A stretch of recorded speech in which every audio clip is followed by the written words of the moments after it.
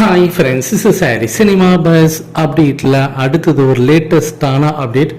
அதாவது நேற்றே வந்து நம்மளுடைய டெலகிராம் குரூப் ஆகட்டும், வாட்ஸ்அப் குரூப்பில் எல்லாத்துலேயுமே நான் தெளிவாக சொல்லிட்டேன். லைக் வரணும், நாளைக்கு நாங்கள் வந்து அனௌன்ஸ்மெண்ட் கொடுக்க போகிறோம் அப்படின்னு சொல்லும் போதே நான் வந்து எல்லா இதுலேயும் சொல்லிட்டேன். நான் சோஷியல் மீடியாவில் இந்தமாரி அக்டோபர் 10 தான் படம் ரிலீஸ் செய்தி. நாளைக்கு காலையில் வரைக்கும் வெயிட் பண்ணுங்கள், இதான் வரப்போகுது, அஃபிஷியல் கன்ஃபார்ம் ஆகிடுச்சு, என் சோர்ஸ் சைடில் இதை கன்ஃபார்ம் பண்ணிட்டாங்க அப்படின்றத நேற்று சொல்லியிருந்தேன். இப்போ எல்லாருமே அதை பார்த்துட்டு சூப்பர் ஜி நேற்றுக்கே நீங்கள் கரெக்டாக சொல்லிட்டீங்க அப்படின்லாம் சொல்கிறீங்க. ஆனால் ஒரு சில பேர் வந்து பர்சனலாக தான் கேட்டீங்க, ஏங்க நீங்கள் போன வாரம்லாம் ஒரு 10 நாளைக்கு முன்னாடி கூட சொன்னீங்க படம் வந்து தீபாவளிக்கு தள்ளி போகும், இல்லைன்னா தலைவர் பர்த்டே கூட போகும்னு சொன்னீங்க. ஆனால் இப்போ என்ன திடீர்னு வந்து இப்படி சொல்கிறீங்க, என்ன நடந்தது நடுவில், என்னான்னு கேட்டு சொல்லுங்கள் உங்கள் சோர்ஸ் கிட்ட அப்படின்னு கேட்டீங்க. நானுமே அதை பிரமிச்சு தான் வந்து என் சோர்ஸ் கிட்ட நான் கேட்டேன், என்னங்க இவ்வளோ நாளாக தள்ளி போகுது அப்படி இப்படின்னு சொல்லிட்டு திடீர்னு இப்போ வந்து 10ஆம் தேதின்றீங்க, நாளைக்கு காலையில் வந்துடுன்றீங்க, எனக்கு ஒன்றுமே புரியலையே அப்படின்னு சொல்லிட்டு என் சோர்ஸ் கிட்ட கேட்கும்போது நேற்றுக்கே அவர் சொல்லியிருந்தாரு, இதெல்லாம் வந்து ஒரு அஃபிஷியலாக லைக் ஆனவர் சொல்கிற வரைக்கும் கொஞ்சம் வெயிட் பண்ணுங்கள், அதுக்கப்புறம் நீங்கள் சொல்லிங்கன்னு. என்ன அப்படின்னு பார்த்தீங்கன்னாக்கா, இந்த படம் அக்டோபர் 10ஆம் தேதிக்கு வரத்துக்கு 2-3 காரணங்கள் இருக்குது.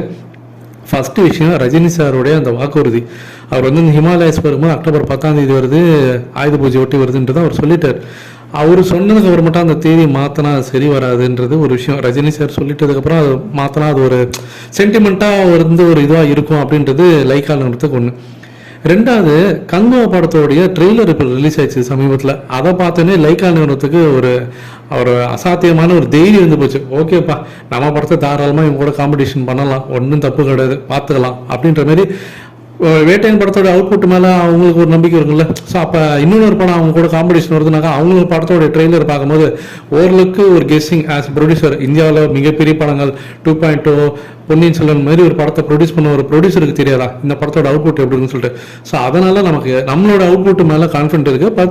ப்ளஸ் அந்த கங்கா படத்தோடைய ட்ரெய்லர் பார்க்கும்போது அவங்களுக்கு ஏதோ மைண்டில் ஓடி இருக்கு போல இருக்கு, சரிப்பா நம்ம தைரியமாக விடலாம் போலையே இந்த காம்படிஷனுக்கு அப்படின்ற மாரி அந்த ஒரு அசாத்தியமான ஒரு தைரியம் தான். இது இல்லாமல் சன் பிக்சர்ஸ் கொடுத்த ஒரு உசுப்பேத்தி விட்டுட்டாங்கன்னு கூட சொல்லலாம். ஏன்னா உங்களுக்கே தெரியும், நேற்றுக்கு அந்த போஸ்டர் ரிலீஸ் பண்ணும் போது அதில் கீழே பார்த்தீங்கன்னாக்கா சேட்டலைட் ரைட்ஸ் வந்து ஃபுல் அண்ட் ஃபுல் சன் நெட்வொர்க்கிட்ட அவங்க கொடுத்துட்டாங்க. ஸோ படத்தை வந்து ரெட் ஜெயின் மூவிஸ் தான் வாங்கி ரிலீஸ் பண்ண போகிறாங்க. அதே போல் சோனி சவுத் மியூசிக் தான் இந்த படத்தை வாங்கி ரிலீஸ் பண்ணுறாங்க, ஆடியோ ரைட்ஸ்.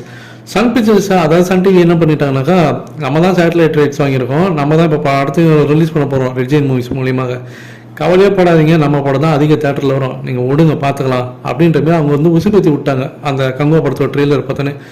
அதை பார்த்தோன்னே இவங்களுக்கு லைக் ஆனதுக்கு டபுள் ஹாப்பி. ஓகே, நமக்கும் டெக்னிக்கலாக இது படம் ஓகேன்ற மாதிரி தெரியுது, அவங்களும் ஒரு பக்கம் படம் ரிலீஸ் பண்ணுறதுக்கு ரெடி ஆகிட்டாங்க, இதுக்கு மேலே என்ன வேணும் அப்படின்ற மாரி வேறு லெவலில் இறங்கி சம்பவம் பண்ணிட்டாங்க. இதான் நடந்திருக்கு. இதை பற்றி உங்களோட கருத்துக்கள் என்ன அப்படின்றது கீழே சொல்லுங்கள் ஃப்ரெண்ட்ஸ்.